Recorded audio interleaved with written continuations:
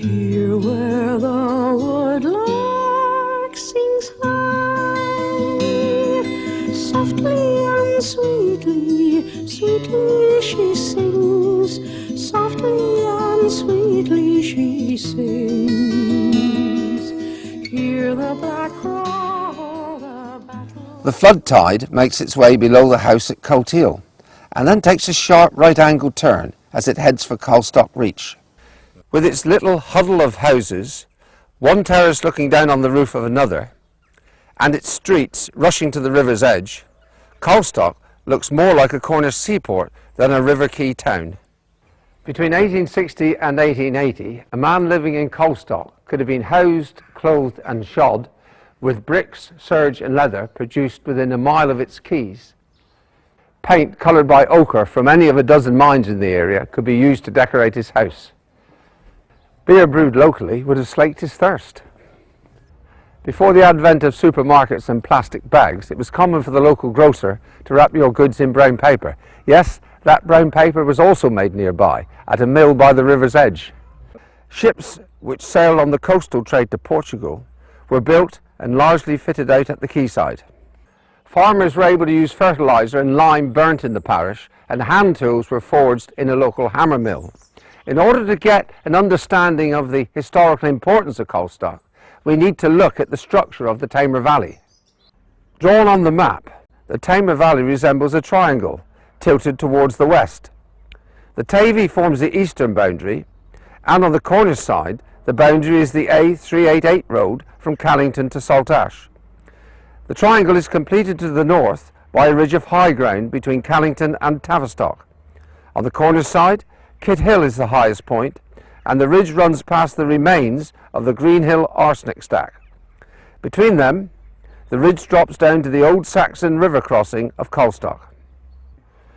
The ridge acts as a shield which keeps out the north winds, and this, combined with the influence of the sea, helps to give the valley a climate almost perfect for fruit growing.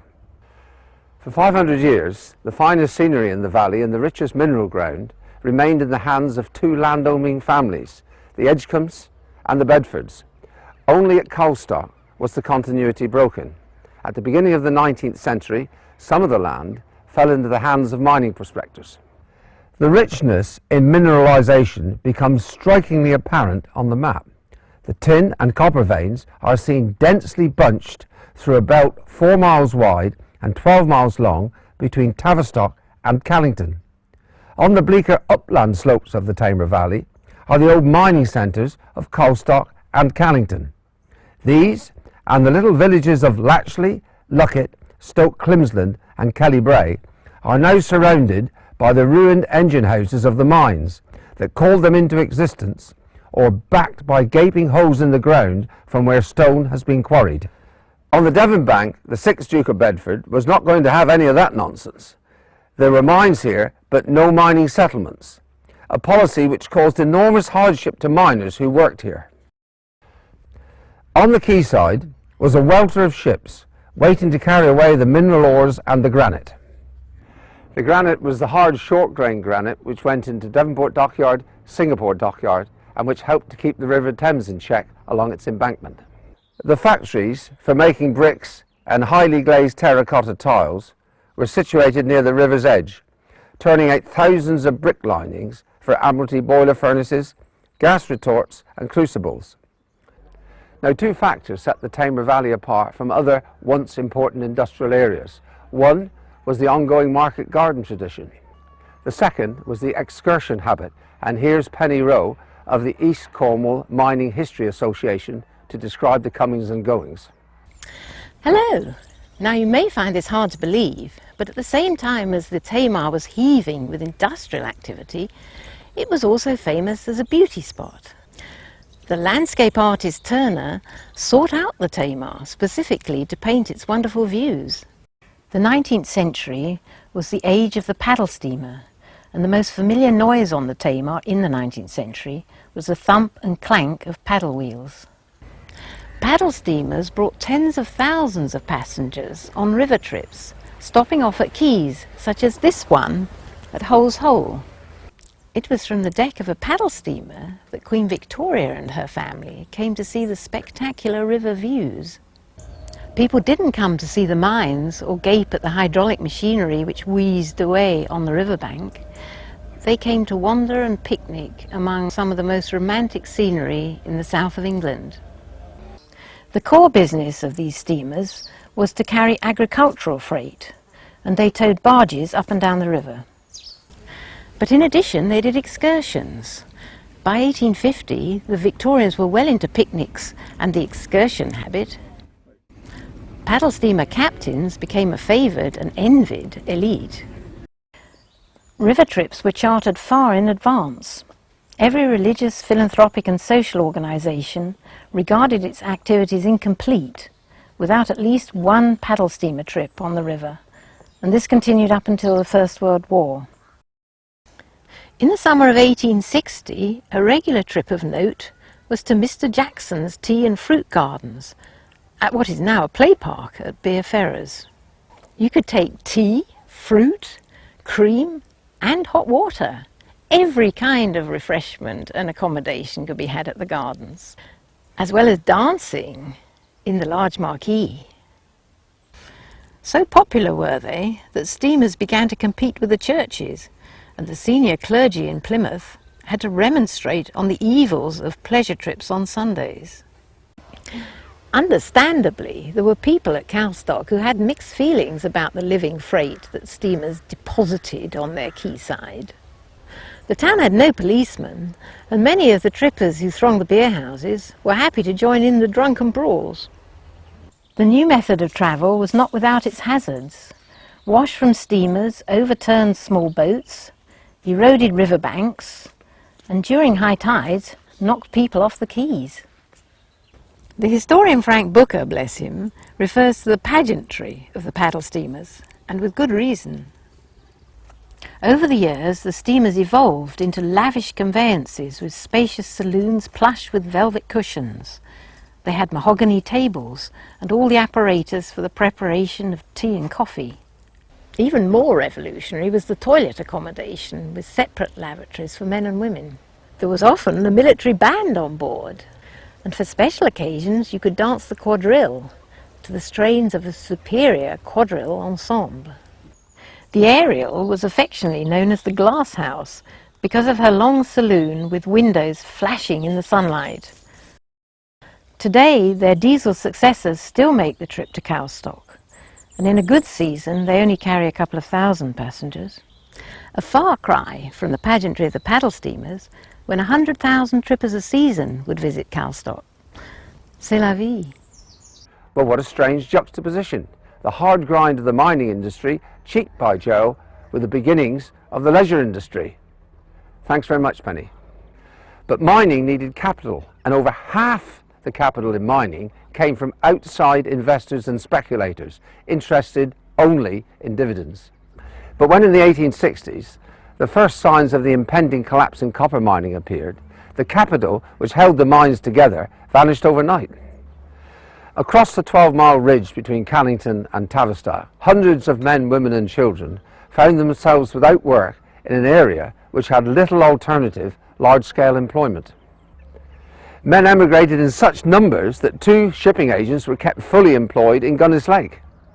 And as late as 1912, the ill-fated Titanic carried amongst its steerage passengers a quota from the Tamar Valley mines. Today, in the river meadows and over the slopes of a little-known countryside, stand arsenic chimneys and boiler house chimneys, memorials to the vanished industrial age which once made it alive. This land is barren and broken, scarred like the face of the moon. Our tongue is no longer spoken, towns all around face ruin. Will there be work in New Brunswick? Will I find gold in the Cape? If I tunnel way down to Australia, or will I ever escape? Where there's a mine or a hole in the ground, That's where I'm heading for, that's where I'm bound. So look for me under the load and inside the vein, where the copper, the clay, the arsenic and tin run in your blood and get under your skin. I'll leave the county behind, I'm not coming back. So follow me down, Cousin Jack. There were a lot of Cousin Jacks, and in later years it had the side effect of generating business for the Gunners Lake Post Office. As late as the 1960s, a large proportion of post office business was the dispatch of parcels and letters to Canada, the United States of America, South Africa and Australia. They were being mailed to descendants of miners who'd emigrated in the late 1800s. Unlike the mining settlements, Calstock was cushioned from the slump by its shipbuilding, its brewery, its paper mills and brickworks. Even so, there was a decline of 1,000 in its population by the end of the century. The start of the 20th century brought a spanking new viaduct to Calstock, the completion of which brought good news and sad news. The good news was that in 1907 the bridge opened the railway link to Plymouth. The sad news was that freight left the river to be carried by the railway and motorised road transport, so the busy, jostling chapter of river trade on the Tamar came to a close. To feel the rhythm in your fingers, to feel the tingle in your feet, to feel the rhythm of life, to feel the powerful beat, to feel the rhythm in your fingers, to feel the tingle in your feet. Things that fly to daddy, till you dive and swim to daddy, hit the floor and crawl to daddy, daddy keep up the rhythm of life, of life, of life, of life. The salmon are well on their way to the spawning grounds. They will take the S-bend below the Greenhill arsenic stack, and then they will meet the Environment Agency's facility at Gunners Lake Weir. Rob Hillman is an ecologist who works for the Environment Agency, and he's going to tell us what they do here. Hello, welcome to Gunners Lake Weir, where, to put it simply, we do two things. We count the number of salmon which have returned from the Atlantic, and we physically examine about 1/3 of them to collect biological data. Our facility on the Cornish bank is constructed as a fish trap at the front and a counter at the back. As the salmon come up to the weir, they head for the trap because that's the easiest flow path for them. When it's set as a counter, they swim right through the structure and then out into the river above the weir. The counter is directly under my feet, so let's see how it works. The fish swim through the trap compartment against the flow of the river. As they swim out and into the counter, they pass over 3 electrodes set in the ceramic plate. When the salmon swim over the electrodes, the counter records the change in resistance. There are situations when the counter gets confused. For instance, if several fish go up at the same time, the counter may not record them all. Another hiccup is caused by sea lampreys. On the left, you can see 2 sea lampreys taking a rest by hanging on to the counter, and this distorts the readings. You might not know what a sea lamprey is, but we'll come back to that later. The video footage is being taken by our infrared camera in the roof of the counter. When the counter throws up a fault, then we can check out the infrared footage and make corrections for what the counter has missed. Besides salmon, we also monitor sea trout. They're also part of the salmon family. The sea trout are the little wriggly ones, and the large ones are the salmon. The fish counter can tell the difference between them. Most of the fish pass through the counter, but some of them go up the fish path on the Devon side. And when the river is in full flood, the salmon will go straight over the weir, thereby missing out the counter. We make estimates of the numbers taking these routes and add these to the counts. The counter has been running since 1994 and has provided the data for this graph. We're looking to exceed the conservation limit of approximately 5,000 salmon returning from the Atlantic year on year. The year 2010 brought the good news of 7,230 returning salmon, well over the conservation limit. And it is the continued monitoring here at Gunners Lake which will give us the picture year on year. We've seen how the facility works as a counter. Now let's see how we physically examine the fish. Before we can do this, we need to set the facility as a trap. And to do this, we lower the screen. The river flows through the screen, but the fish cannot pass, so they will bide their time in the trap compartment for up to 12 hours. In order to examine the fish, we lower a sluice gate, which shuts out the river, and then we can climb down into the trap. It's 8 o'clock in the morning, and overnight they've set the trap.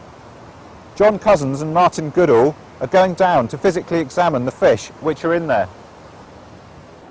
The River Tamar, the Dee, the Tyne and the Lune have been designated as index rivers for salmon and sea trout. The information gathered from monitoring these rivers is used to help manage the salmon and sea trout stocks. John and Martin can tell at a glance that there's no salmon today, but they will make a record of all the fish which are in here. They're going to collect data on the age, size, species and sex of each fish captured.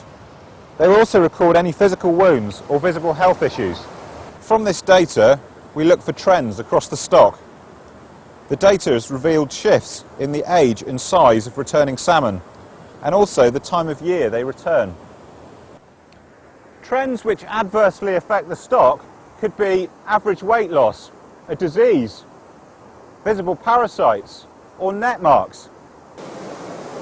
Seen a bit of action, that fish, over the time. Yeah, it's amazing how they heal up.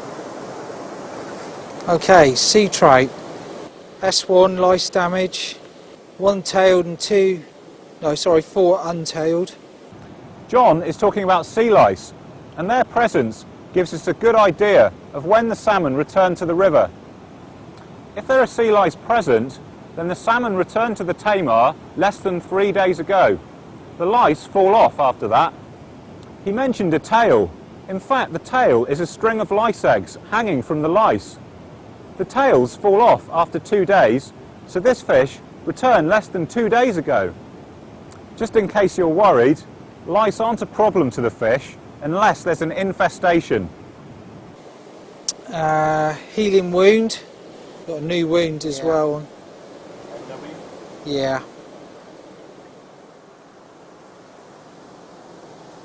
392.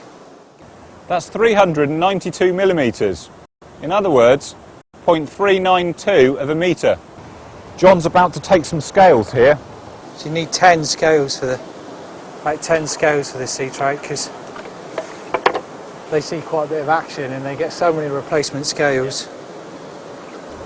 The scales have rings on them, like the rings of a tree. So the rings tell us the age of the fish.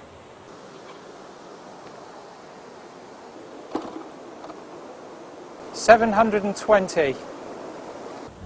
That's 720 grams, or as the fishermen put it, 1.5 pounds in old money.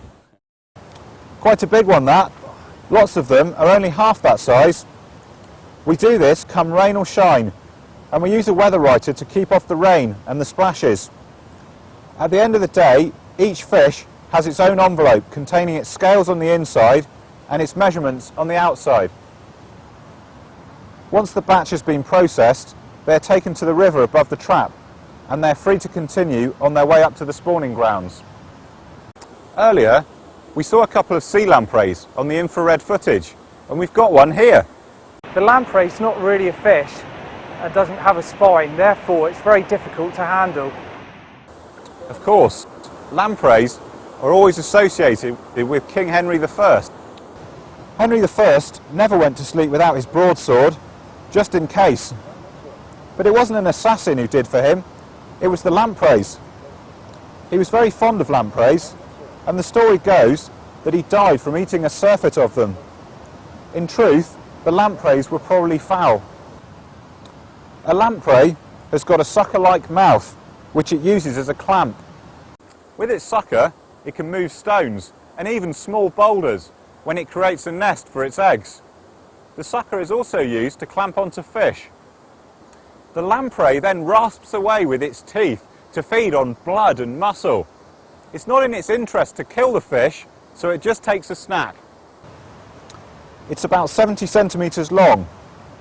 That's its eye at the front, and behind it are 7 holes which act like gills. They remind me of Millwall supporters. Nobody loves us, we don't care. People don't like lampreys, but at the Environment Agency, we don't mind them. They're just part of the river stock. From mid-March through to next January, recording like this is done twice a day, 3 days per week. For the rest of the week, the counter runs 24 hours a day. We've come back another day, 4 o'clock on Friday afternoon. Adam Fraser and Paul Ellesmere are doing the most unpopular shift of the week. If there's a lot of fish to process, it will be 7 o'clock before they get away from here. Today, we know that as well as sea trout, there are 3 salmon in the trap. A few weeks back, there were 80 in the trap. Adam is just putting the salmon in the carp sack so it can be lifted out. A salmon will always put up a fight, so we have to make sure they don't crash into the steel posts while we transfer them. We'll just leave it in here for a few minutes, just let it calm down a bit. So we've got a male salmon here. 832. That's 0.832 of a metre, almost a metre in length, this one. Again, they're going to give it the full works, so we'll just pick out the interesting bits to show you. This is a good, healthy salmon.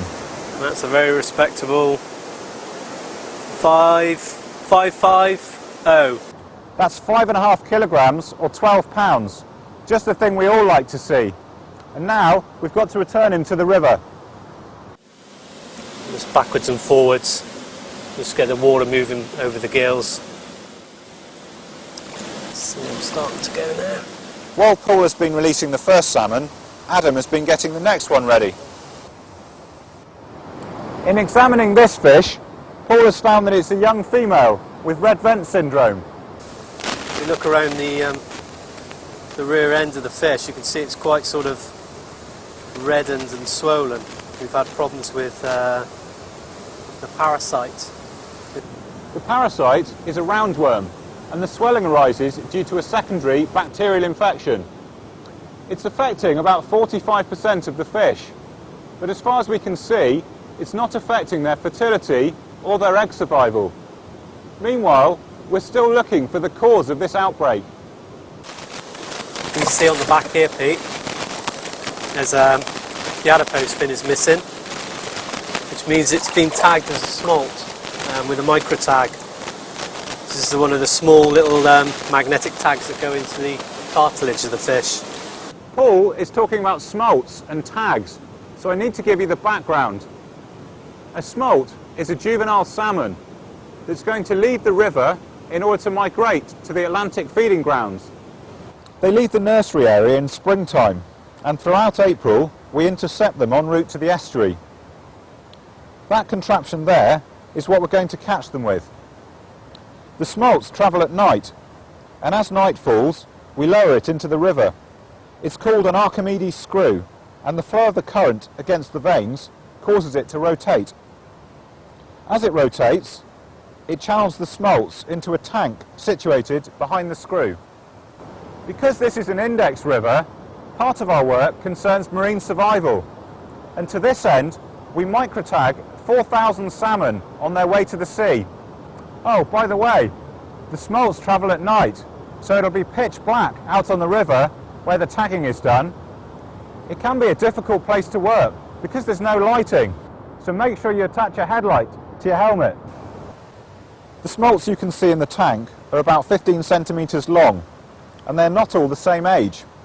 From a given clutch of eggs, some will grow into a smolt in 1 year, some in 2 years, and some in 3 years. It's another of nature's ways to ensure the survival of the species. This one is about to be tagged. However, we can't show you the tagging because it's illegal to take film of it. It's not one of our rules, it's the law. All the smolts you can see here have just been microtagged, and now they're about to continue their journey to the estuary. So, back to Paul and the scanner. You hear the bleeping as it wriggling around. So we know that's got a tag in from last year. So, let's turn to the burning question. How are salmon stocks on the Tamar? Well, the graph tells the story. For over 10 years, the number of salmon returning from the Atlantic has been scraping around on either side of the conservation limit. However, the runs recorded in the last 2 years have shown noticeable improvements since 2004, and the 2010 run was the highest recorded for many years.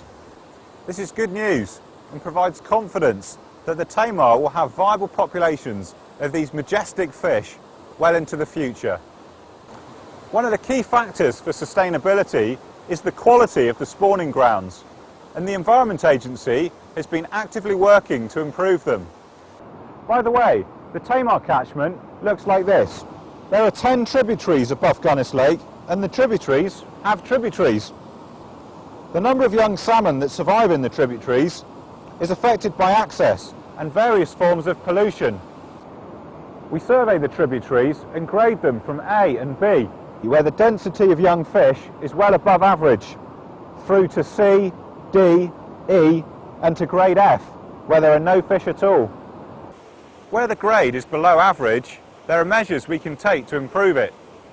For instance, we improve access where it is blocked, and we are laying gravel beds for the salmon to spawn in.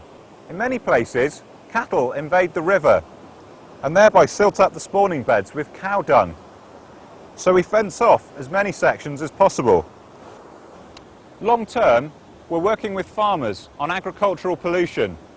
In this way, the Tamar can support the salmon life cycle by sending more young salmon to sea. Returning to the here and now, Paul and Adam have got another couple of hours to do here. When they're done, they will reset the counter for the weekend. Off you go, Lady Salmon, and the best of luck. Tamar float on.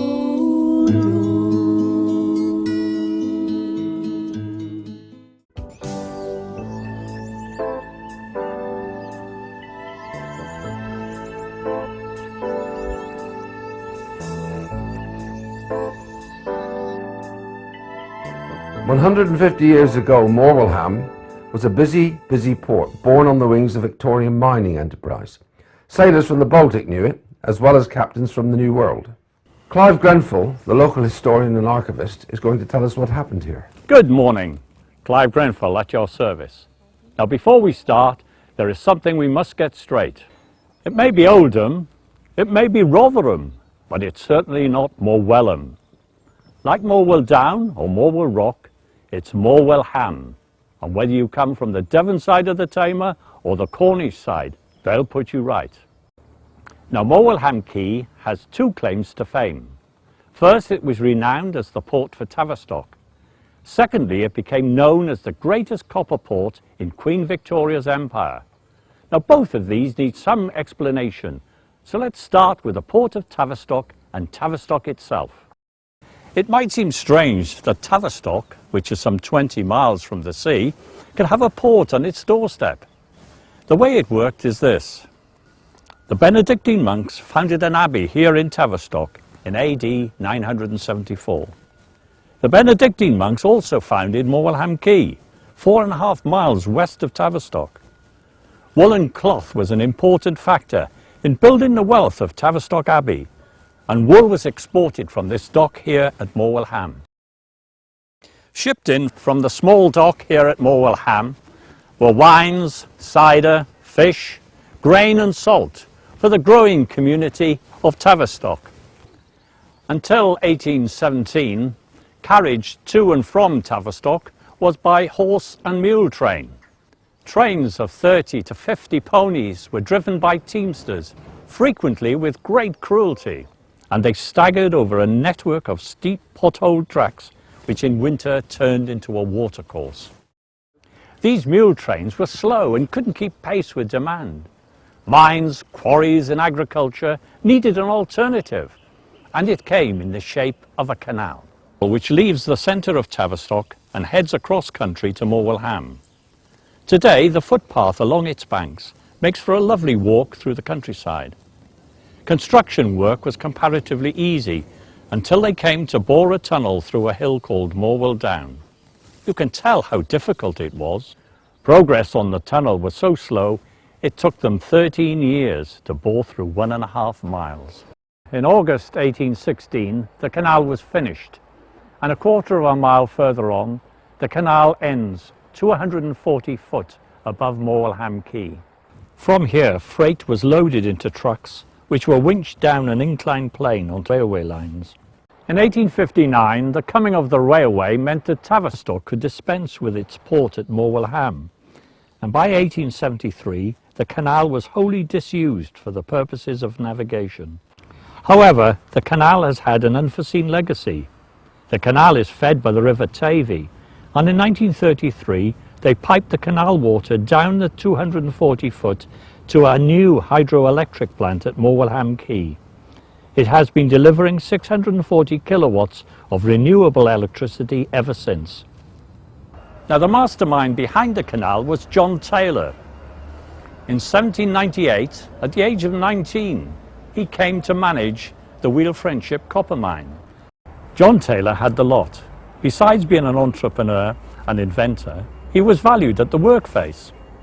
When he left the district in 1812, and in an age not over-scrupulous about working conditions, the miners lined the streets of Tavistock in their work-stained clothes to demonstrate their appreciation and affection. The extent of his work in commerce, theoretical science and the application of science made him very well known across the land.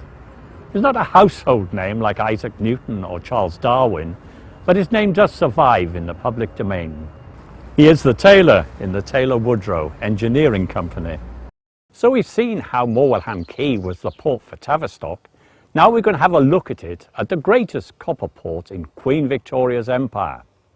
In the 18th and 19th century, copper was used for pots and pans, engines, machines, copper-bottomed battleships, and the coins that jingled in British pockets. Copper was the big story, as you can see from this map. But we mustn't forget that there were other mines in the Tamar Valley turning out tin, silver, lead, manganese, wolfram and arsenic. Morwellham Quay was here for a succession of mining booms, starting with tin in the 12th century and peaking with the demand for copper between 1844 and 1865. The Tamar Valley mines needed energy to run them. Coal was expensive, so here it was manpower and water power. Water power was delivered by water wheels, driven by the Tamar and an ingenious network of leads. The background noise to the industrial development of the Tamar Valley was the gurgle of water in a lead and the thud and clank of water wheels. Water wheels were used for hauling, crushing ore and pumping water out of the mines. Beside Devon Grade Consols, there were some 100 other mines in the Tamar Valley, and the ceaseless rhythmic pounding of the water wheels was part of everyday life. It was said that people were unable to sleep on account of it. Oh, by the way, don't be misled into thinking that the River Tamar is a benign waterway meandering sedately through the valley. Like all big rivers, it turns into a monster when it floods. The wall here records the depths of floodwater over the years. The highest was in 1979. So picture the whole of this area here under floodwater, up to 10 foot deep. It's frightening. Of course, there was the ongoing hassle of bringing the ores down the steep hillsides to the river by horse and cart. It would be impossible to stop a cart like this, loaded with tons of ore, from running away down a hill, so they were fitted with metal drag shoes like the one here.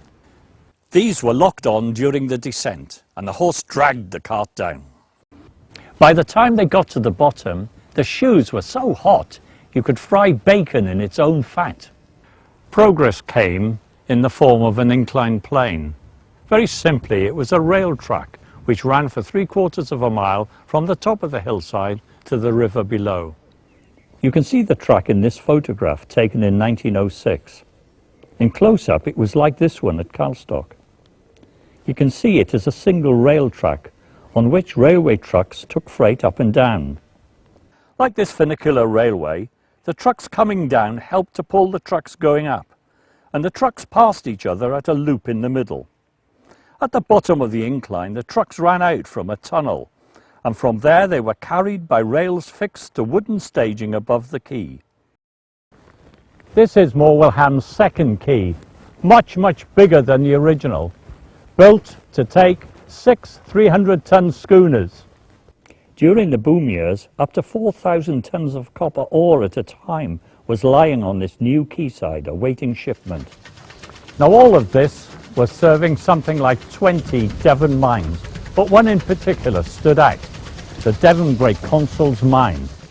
In 1844 at Launceston farm, work started on digging pits to find a lode. Josiah Hitchens was a well-known mining personality here in Tavistock. He negotiated a deal with the 7th Duke of Bedford to work the site for 25 years. The 6th Duke of Bedford had spurned all previous requests. He wanted no gang of miners interfering with his pheasants. The 7th Duke was prepared to negotiate, albeit on his own terms.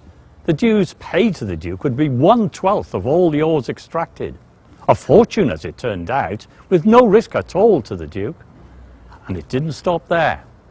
The Dukes of Bedford collected 4 pence on every ton of copper and 2 on each ton of timber and iron that passed through Morwellham Quay. A load 40 foot thick and running for 2 miles became known as Wheel Maria.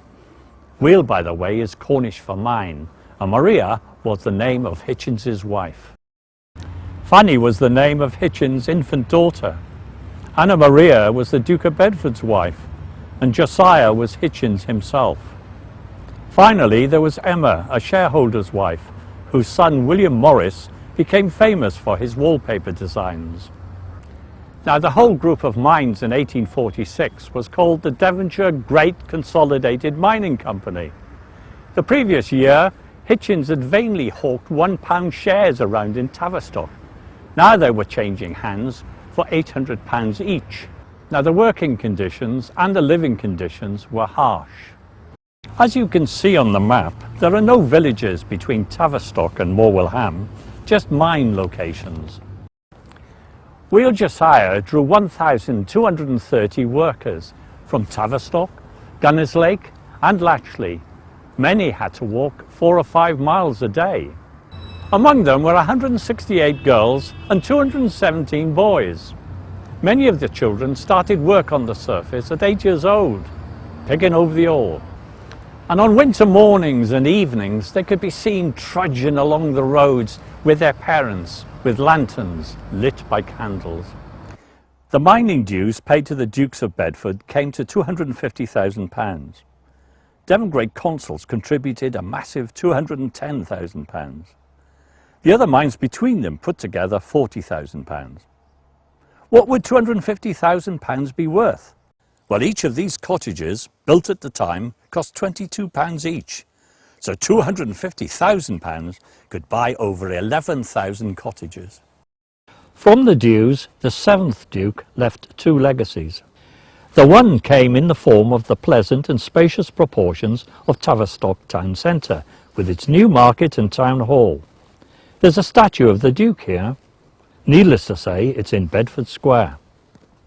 The second came in the form of social housing. Between 1850 and 1860, he built 250 cottages in Tavistock, Gulworthy, Morwellham and the mine. It was the first time that an industrialist had built houses for the workers, who rented the houses from the Duke. In total, the houses cost only 1/50th of the dues, and of course they remained a capital asset on the books of the Duke's estate. But the problem of overcrowding was so acute that, according to the Duke of Bedford's agent, even another 100 houses would not have tackled the problem of overcrowding. Throw in the odd outbreak of cholera and you get the picture. Back at Morwellham, the large quay had virtually become part of Devon Great Consols mine, but it wasn't going to last. In 1868, the crown of the greatest copper port in the British Empire was beginning to slip. The copper veins at Devon Great Consols mine were near exhaustion. But where you get copper, you get arsenic. And when the copper ore began to run out, they turned to extracting the arsenic. Arsenic had many industrial uses in the manufacture of glass, enamel and pigments, But the overwhelming demand came from the southern states of the United States of America. The cotton belt could be devastated by this little chap, the boll weevil. The pesticide of choice was calcium arsenate. Devon Great Consuls were producing half the world's arsenic. I got 1/6 of a teaspoonful of flour here. If this were arsenic, it would be a fatal dose. The locals were proud to tell you that there was enough arsenic stored here to kill the whole population of the world. But by 1900, even the sales of arsenic had dried up due to overseas competition. Panning north from Gunners Lake, we cross the Tamar Valley, and on the Devon side stands the remnants of Devon Great Consuls with a massive arsenic spoil heap. The top of it is barren, and standing 100 feet high, it can be seen for miles around. On the derelict site stands an old crusher, and above that are the remains of the calciner which roasted the ore. The arsenic vapours condensed into crystals in the brick chambers above. The crystals were removed and then roasted in a second calciner, from which pure arsenic condensed into a second series of chambers which back onto the first set. From here, the deposits of white crystals were shovelled out by hand. The workers wore nose plugs covered by a mask, and their feet were wrapped round in sacking to prevent arsenic sores. Today, in the sky above, the sand martins are whizzing about, and on their account, the site has become a serious interest to bird watchers. The sand martins have made nesting holes in the spoil heap. There's no nest, they just burrow out a hole and then lay their eggs in that. Those flibbity gibbets are the young ones who have been born this year. If the residual traces of arsenic are injurious to the birds, then it's not evident. The site is not open to the public, but it stands as a unique landmark seen here from as far away as Morwell Rock. But by 1903, the mines had closed and the mining materials were being sold off. Back at Morwellham, the quay just lay there in disrepair until 1969, when the Morwellham and Tamar Valley Trust began its work of conservation and restoration. They commissioned teams of archaeologists, surveyors and historians to research the mines, harbours and quays of the Tamar Valley. Over the next 25 years, the site was gradually restored until it became an open-air museum, catering for thousands of visitors. Busloads of school parties arrived for activities specially designed for the national curriculum in science, history, geography, English and mathematics. The railway line to the George and Charlotte copper mine has been reopened, and visitors can take a guided tour of a typical copper mine which was working 150 years ago.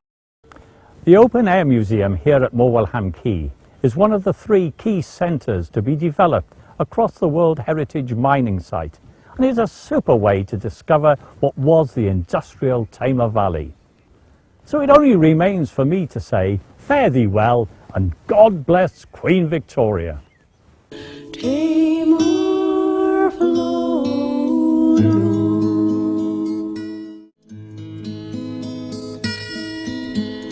Here where the Tamar flows on, sweetly and softly, softly flows on, sweetly and softly flows on. High on the down by Callington town, Cornish and Dane and Saxon they slain, and later so stay. We heard in the folk song that Cornish and Dane and Saxon lay slain. Why was that? Well, the Danes are Vikings and they had some success attacking Devon in the early 800s. But in 837, a Danish raiding party, assisted by local Cornishmen, fought a battle with the Saxons and they lost. The battle was fought here, high on the down by Callington town. The down in question is Kingston Down on the eastern slopes of Kit Hill. From here you can only see the trees and fields which flank the Tamar. When the Saxons set up the kingdom of Wessex in the 6th century, the Tamar was the natural frontier that separated them from the Cornish. By the 900s, Cornwall had become a Saxon shire, divided into 7 administrative areas called hundreds. They were Penwith, Carrier, Powder, Pidor, Trigg, West Wivelsshire and East Wivelsshire. Although Cornwall had been absorbed into the shire system, its ethnicity was still part of the landscape. And even in Henry VIII's time, legislation referred to England and Cornwall, much in the way that England and Wales are referred to today. The Cornish language ceased to be in general use by the 18th century, but the influence of the Celts is indelibly captured in the place names of Cornwall, the county of Tree, Poll and Pen. Tree means farmstead, as in Trevellis. And Pen means head or top, as in Penzance.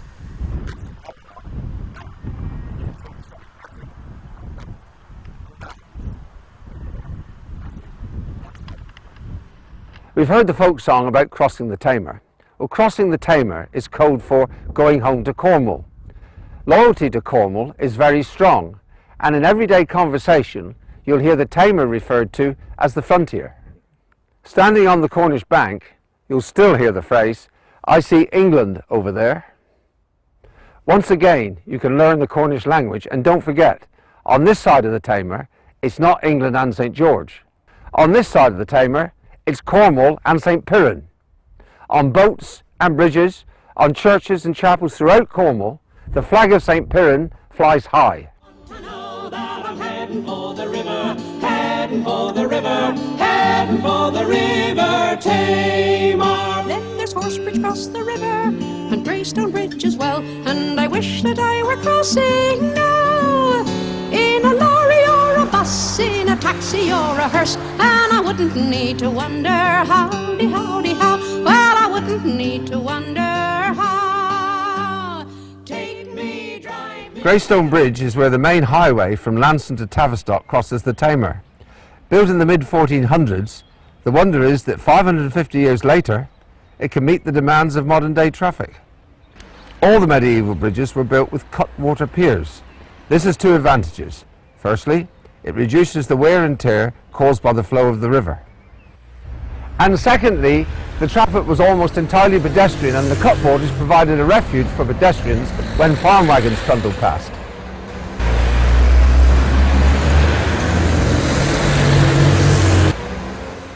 There were other vehicles like the Trewinard coach in Truro Museum. It's almost as wide as today's juggernauts, albeit they were few and far between.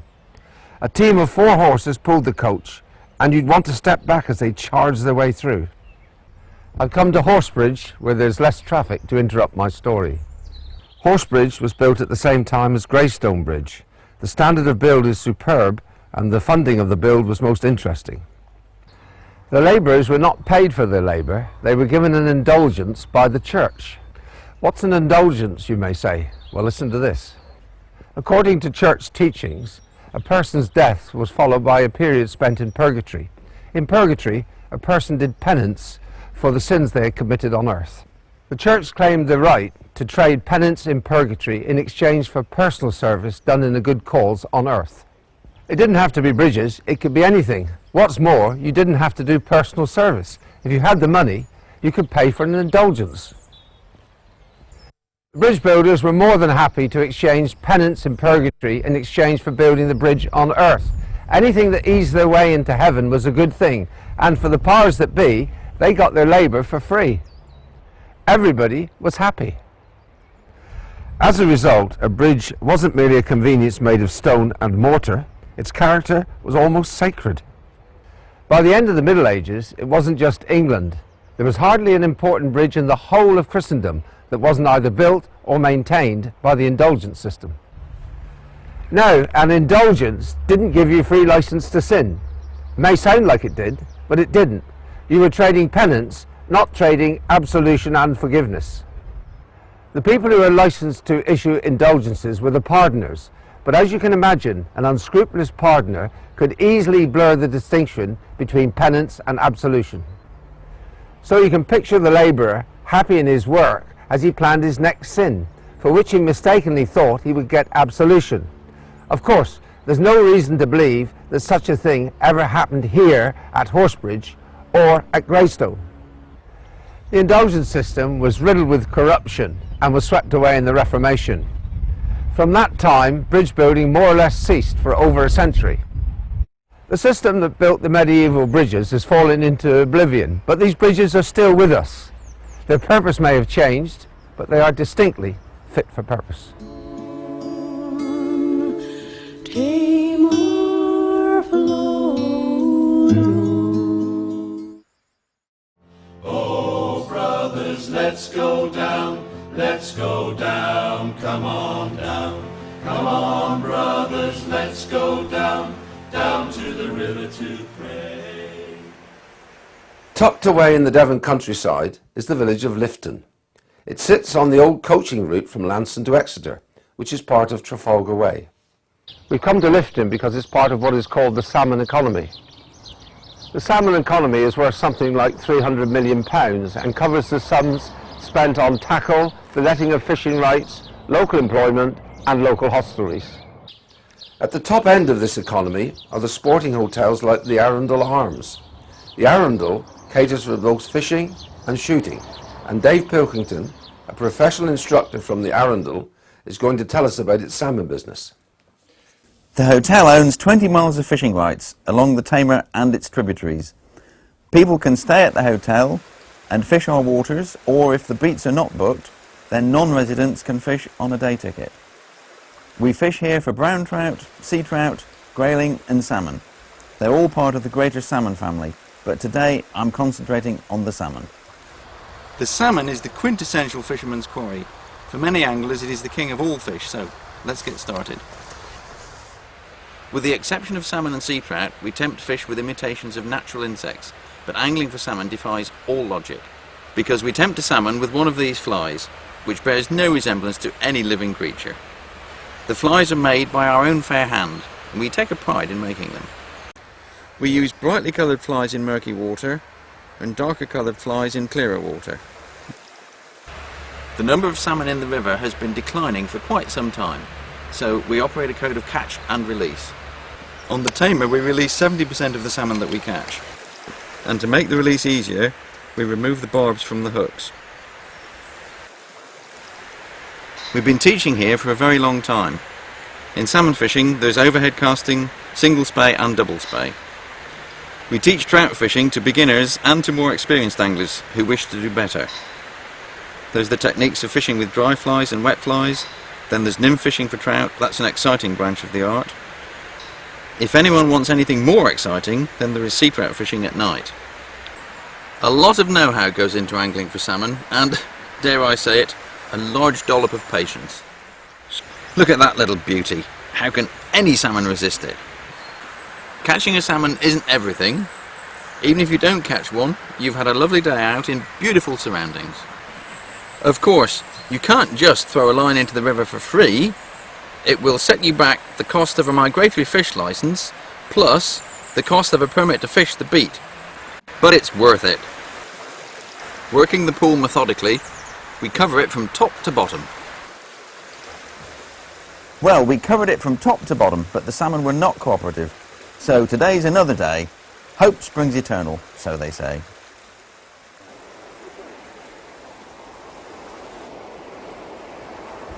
Well, that's fishing. We've had the camera with us for 3 days and we haven't managed to catch a salmon.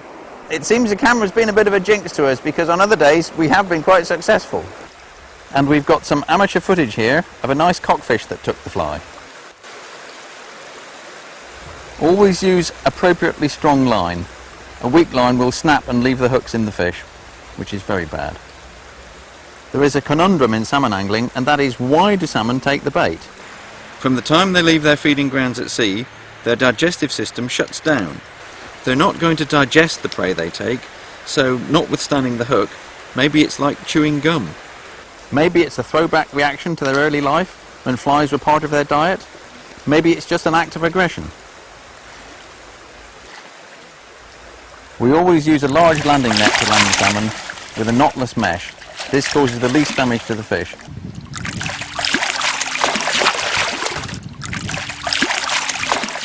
Let me just take them a minute.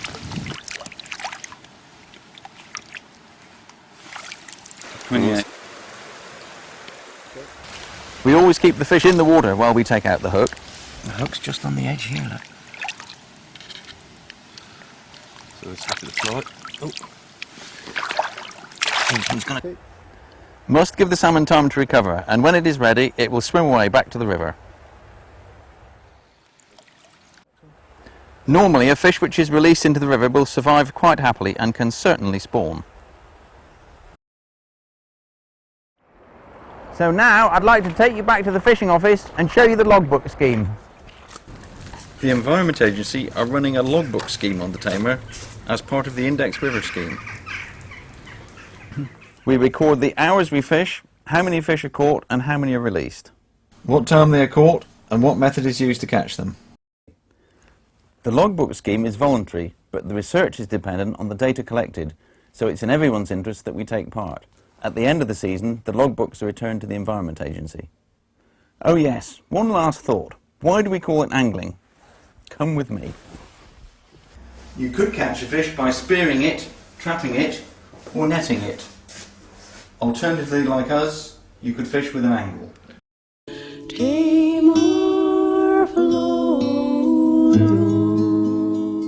heading for the river Tamar, and there's two across the river that I should like to see, and I wish that I were crossing now. Polson Bridge of great renown, and down Heavid further down, and I wouldn't need to wonder how. In the folk song, Brenda Wootton sings about Polson Bridge of great renown.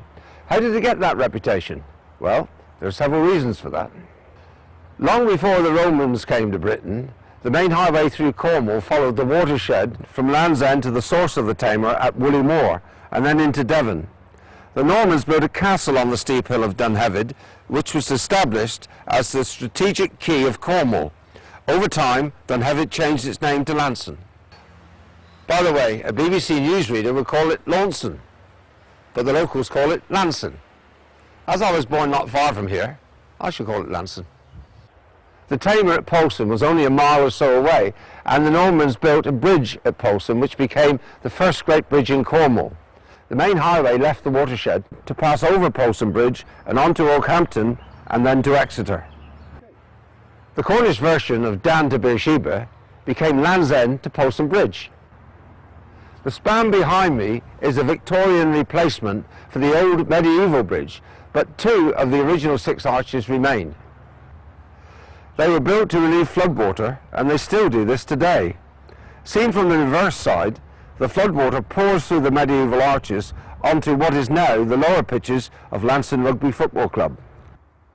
In medieval times, in return for land, a knight would be obligated to fight for the Earl of Cornwall in times of war. In peacetime, a knight was obligated to pay feudal dues to the Earl. The dues were paid whenever the Earl entered Cornwall here at Polson Bridge. Since 1066, the Earl of Cornwall has always been one of the royal family, and ultimately the title passed to the Black Prince, son of Edward III. Edward then raised his son's status from Earl to Duke, thereby making him the first Duke of Cornwall. The system of dues died out, but in the 20th century the feudal dues ceremony was reenacted by all the Dukes of Cornwall. Prince Charles came to Launceston in 1972. The dues presented at Prince Charles's ceremony have been kept at Launceston Museum, so let's go and take a look at them. Just below the Norman Castle is the Lawrence House Museum, and Carol Bunbury, friend of Launceston Museum, is going to give us an insight into what it was like when the Black Prince visited Polson Bridge in 1354. Hello, Carol. Hello. I'm very much looking forward to this. Good. I'm sure you won't be disappointed. Now, Carol, I've read about the grey cloak presented at Polson Bridge. Why was it such a big deal? Well, in the first instance, it may have been a practical measure against the Cornish weather, but then it became the custom, and it symbolised the entry of the Duke into Cornwall. As you can see, Craig, the cloak is stunning, really fit for a king. It's a woolen riding cloak supplied by the manor of Cabilla, and everywhere the Duke went in Cornwall, the cloak was always on view. Either he was wearing it or it was prominently carried alongside him by a representative of the manor of Pengelly St Neot. A bit of a pain for the person carrying it. The Duke might stay for a month. I expect he quite enjoyed it because the Duke paid him well, and he may also have enjoyed the limelight. Now, this old bunch of sticks, is that a faggot of wood?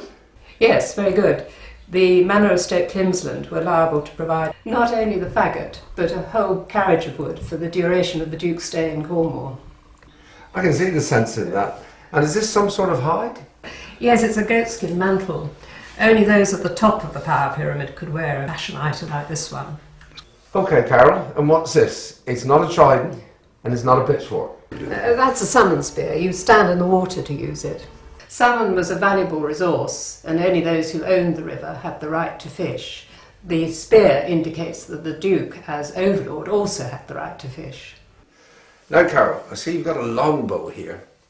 The Duke actually was a horseman, wasn't he? So why would he need a longbow? Well, the bow presented to the Black Prince by the Mayor of Truro was symbolic. Incidentally, this longbow is not part of our collection. We've borrowed it because the one presented to Charles returned with the Mayor to Truro. The Truro bow was a speciality. It was made of alder, which is very water resistant. The longbow was hugely iconic, and the Black Prince, who was only 16, saw it in action at the Battle of Cressy. I remember now. Thousands of bowmen launched volleys of arrows at an entire army. It was carpet bombing, medieval style. Yes, and in an age of chivalry, it was very unchivalrous. An arrow could penetrate metal at 300 yards. So, if I took this bow outside, I could fire an arrow 300 yards. Well, I don't think so. Bowmen trained from their youth. I see what you mean. Well, if I couldn't use this longbow, is there anything else I could use? Yes, take a look at these white gloves from the manor of Trafalgar. A white glove was made of the finest quality. Gosh, the gauntlet's made of kid. I bet these would turn a few heads. And this bow, Carol, what's that stuff? Oh, smell that. Yes, it's cumin. Spices were seen as a sign of wealth. The nobility were very fond of spiced cuisine, and the higher the rank, the greater the use of spices. This is a pound of cumin, rendered by Battens in North Hill. And since it came from the east, probably via Venice, this must have cost them a fortune. Unless, of course, they had it smuggled in. And next to it, another spice. Yes, Launceston had to render £1 of pepper as annual rent for the site of the Guildhall. By the way, I wasn't born here, so I say Launceston. It's quite all right, everybody's happy with both names. The Mayor of Launceston also had to present 100 silver shillings, which at that time were minted here. We're actually one light of the 100 because Charles took one for good luck. Passing on, what do you make of this? It's bound to be some gruesome instrument of torture. Good try, but it's nothing like that. The manor of Ellerkey in Veryan had to present a pair of hunting greyhounds, and the pair were presented on this double leash. And there are one or two items in the collection which are not here. Yes, this is a photograph of a pair of gilt spurs. Penvose in the parish of Toody presented a pair of gilt spurs, but they're not here because Prince Charles took a fancy to them. And finally, it wasn't practical to have puffins here. 300 puffins used to be rendered by the Isles of Scilly. Carol, I've heard of 4 and 20 blackbirds, but 300 puffins? Now that's another matter. Are they a delicacy? No, not really. In fact, they were probably among shearwaters, which also come out of holes in the ground. Feudal dues took account of the terrain, and given that the Duke was determined to get something from the land, there was little else that Scilly could come up with. Thanks ever so much, Carol. I've really enjoyed that. It's been a fascinating insight into a little piece of medieval history. It's been a pleasure. Thanks again, Carol. Now, in the 16th century, Launceston was enriched by the most spectacular church west of Exeter, so we can't go without taking a look at the Church of St Mary Magdalene. Every building block has a motif sculpted on it, and since the church is made entirely of granite, it is a huge testimony to the stonemasons who chiselled away at each block. You read accounts which describe the walls as unparalleled in England. Unfortunately, it is inevitable that some of the granite is showing signs of 500 years weathering. On the plinths you find alternately quatrefoils, coats of arms and fleur-de-lis. Above these there's a tracery with coats of arms and letters. The letters spell tracts from the Bible. The tracts are in Latin, but you can get a postcard that translates them. The porch is quite outstanding, and while the art historian Nicholas Pevsner was slightly sniffy about it, most visitors are awestruck by the scale of its ornamentation. It was a time when church music was performed by minstrels, and it was the custom for the minstrels of St. Mary's, along with the church choir, to meet distinguished visitors with a musical greeting. This greeting took place outside the south gate of the walled town, which is still here today. When the Bishop of Exeter came in 1440, he was so delighted by the sound of the music that he granted a 40-day indulgence to all penitents who contributed to the support of the minstrels. 24 minstrels have been sculpted into the granite at the east end of the church. The instruments include the rebec, which is a type of violin, the Cornish bagpipe, the shawms, which are a kind of clarion horn, the harp, and something that resembles a hand organ. The minstrels are arrayed around the recumbent figure of Mary Magdalene, and it used to be considered good luck if you could toss a stone or a coin and lodge it on her back. The design and building of the church was entirely financed by Henry Trecarrel between 1511 and 1524. The story goes that his baby son drowned in his bath, and in his grief, Henry Trecarrel spent a large part of his assets on charitable purposes, including St. Mary's. However, to spoil the story, there is no evidence that Henry Trecarrel ever had a son. Whatever the reason, he donated a spectacular church to the townsfolk of Launceston. The tower was built much earlier as part of a chapel in 1380. It is only very recently that it is being conjoined with St. Mary's. Now, before we leave Launceston, we must settle the name. Is it Launceston or is it Launceston? On the hillside opposite the town of Launceston is the village of St. Stephen's. This was one of the places where the Romans would bring Christianity to the Cornish. A tiny ecclesiastical settlement was established here 800 years before this church tower was constructed. Christianity arrived in Cornwall before 400 AD, and they established a small religious foundation here. They called it Launceston, which, as we know, is Cornish for the church site of St. Stephen. When the Saxons arrived, they added a ton to the name, so Launceston became Landstephenton. When the Normans arrived, they made a mess of it. During the compilation of the Domesday Book, the commissioners transposed the T of San Stephen into a C. The name that went into the Domesday Book was Landsaverton. So the written name moved from Landstephen to Landstephenton to Landsaverton, and the written name moved on to Launceston over time. That the commissioners confused their T's with their C's was irrelevant to the local population, and they continued to call it Landstephenton, which they gradually contracted to Launceston.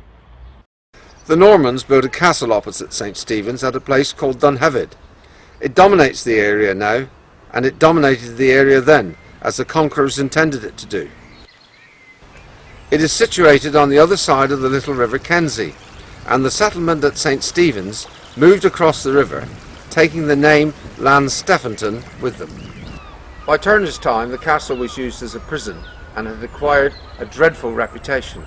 Here's Turner's view of the castle. He gave it a dreamlike, fairy tale kind of atmosphere, which carries no sense of historical menace or latter-day incarceration. Mustn't be too hard on him. Turner had to make a living, and this was the sort of thing that sold well at the time. The last word from Launceston must go to the little footbridge over the River Kenzie, not far from where the Kenzie joins the Tamar.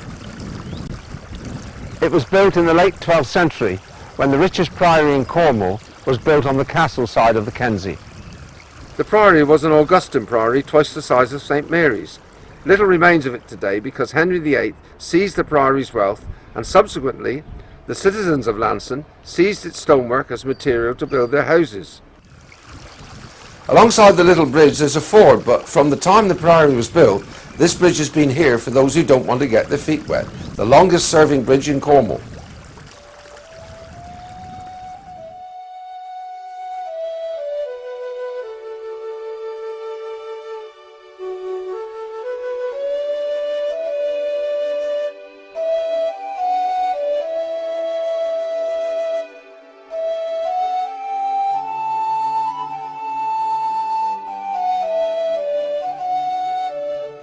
falling leaves pass by my window, the autumn leaves of red and gold.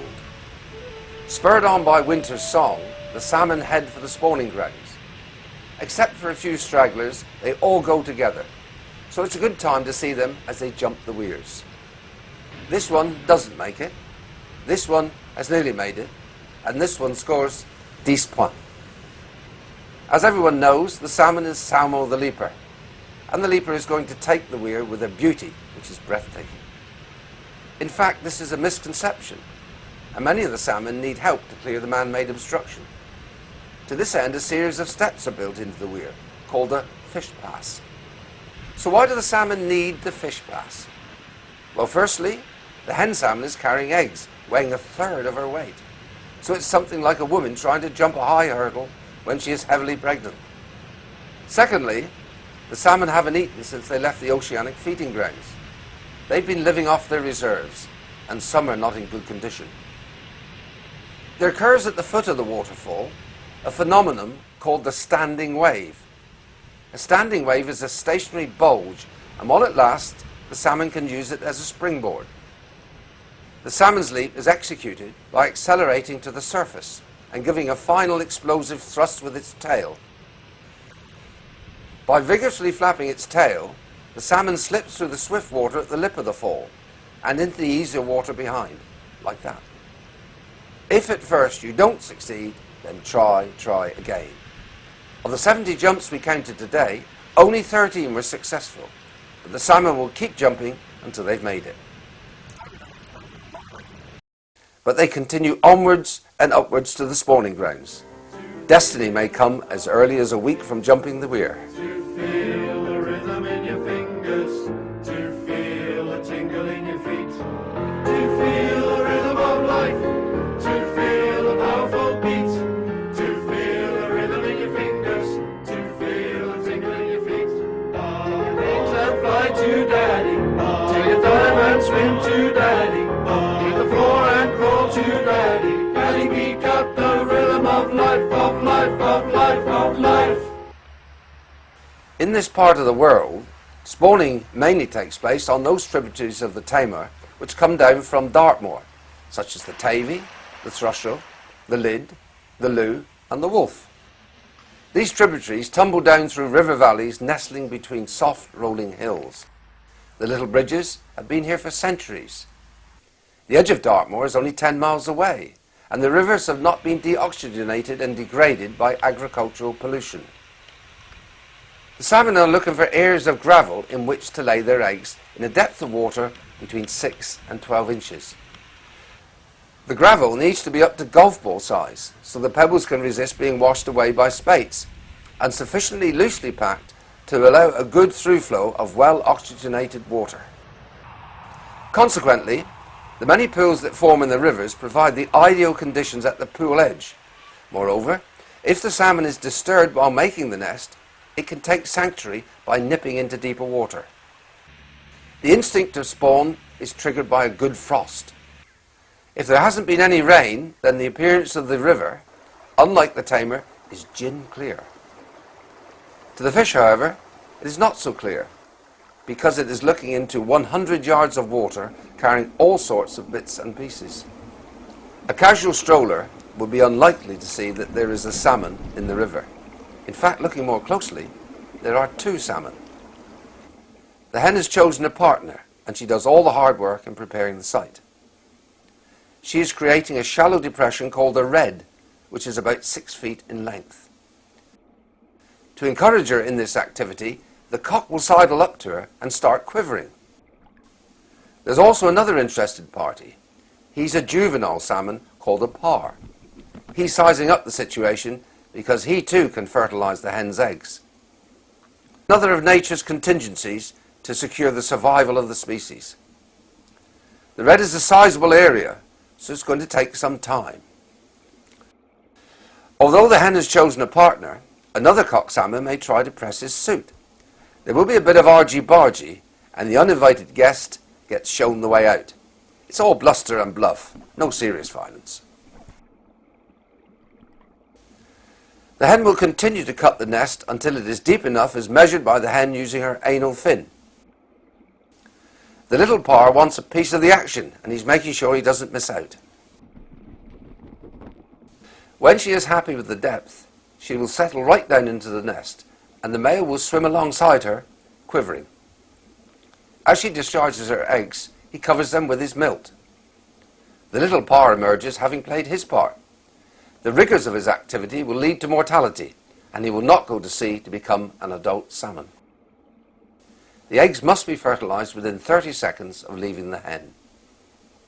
The cock salmon will now swim off to look for another hen, and he may go on to pair with a number of hens.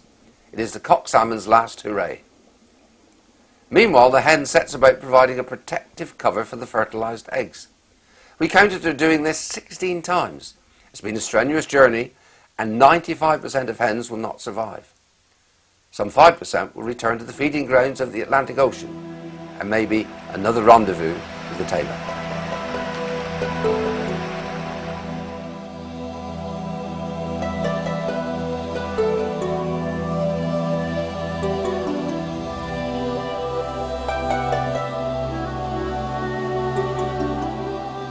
If you have a boat on the river, then you can enjoy the length of the river at your leisure. But by land, much of the river is inaccessible because it is bordered by farms and private property. There are plenty of inland footpaths which crisscross the Tamar Valley, and the AONB have been opening up more land to the public. Most of the places on the river, which we have visited, are open to the public, and our penultimate visit takes us to the land reclamation site at Salt Ash with its dedications to the River Tamar. It provides an all-weather pitch, and there's the joys of a BMX circuit for the youngsters.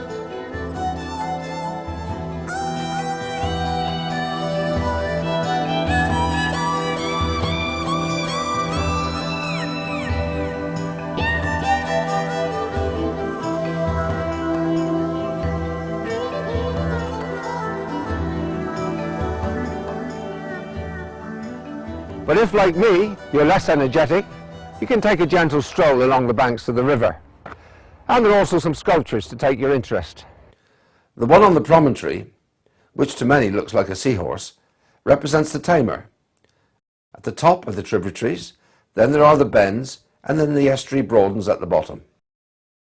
At the viewpoints, we are reminded that Cornwall starts here, on the west bank of the Tamar. The barriers are engraved with maxims and quotations. Some are engraved in Cornish. Thankfully, some are in English, such as this quote as the glittering continuity from the landscape architect Humphrey Repton. Obviously, the estuary is a wonderful place for bird watchers. We've seen the godwits, the dunlins, the avocets and the spoonbills, but in all, there's over 200 species to look for, including, and this may surprise you, the continental robins who fly over to spend the winter here. We follow the salmon up the Tamar as they swam to the spawning beds. Now we've returned with the smolts as they head for the Atlantic, where they'll grow into adult salmon. They leave the Tamar as they pass through Kreml Passage, the last of the famous ferry passages which were such an essential part of life on the Tamar in days gone past. The ferry still runs to and fro from Devonport to Main Edgecombe. The Main Edgecombe estate has been open to the public ever since I can remember, and the views from here are spectacular. From here you see the lower part of the Tamar estuary, stretching from Saltash to Devonport. Walking around the park, you see where the River Tamar joins the River Plym in Plymouth Sound, as they both head for the sea. Turning side of Gunners Lake, I've never seen so many natural beauties in such a limited spot. Repton spoke of the Tamar as the glittering continuity. It's nice to hear other people's views, but in the end, I think the Tamar can speak for itself. I hope you've enjoyed our trip, and perhaps you too can find time to wander around in the lovely Tamar Valley. Goodbye. Bridge, Roll and Tamar, Stone and Mill. One of Dexby, Junior, Hudson, Thurston, Boxwater, and oh, I wish that I were crossing now-de, now-de, now. Well, I wish that I were crossing now. Take me, drive me, carry me, fly me, I don't care how I go. I only want to know that I'm heading for the river, heading for the river, heading for